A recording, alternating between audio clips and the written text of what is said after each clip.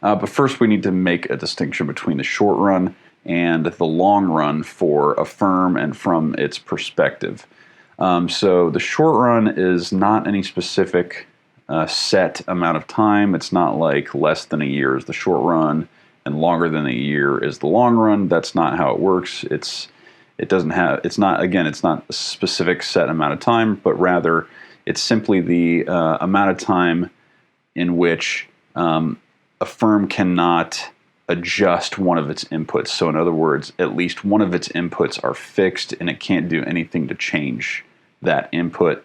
If that's the case, if one or more inputs are fixed and cannot be adjusted, then the firm is in the short run. Okay, and we will mainly think about plant size or capital input being the fixed input when we're talking about the short run for firms. So plant size is capital. It's a capital input for the firm, right? Remember, capital are things like buildings and machinery. So the size of the firm's plant, if it were a manufacturing firm, for example, might be something that is fixed in the short run. So something that it can't change in the short run.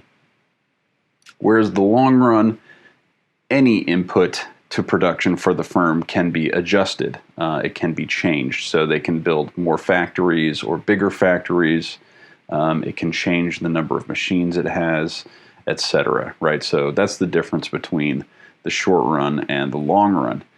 Now, managers take into consideration sort of both these time frames when they're thinking about the decisions they need to make in running a firm. So, of course, they're thinking about the day-to-day decisions, so more of a short-run approach, but they're also keeping an eye on the long run, many years down the road. So managers have both of these time frames in mind typically when running the business. All right, next we're going to take a look at firm production.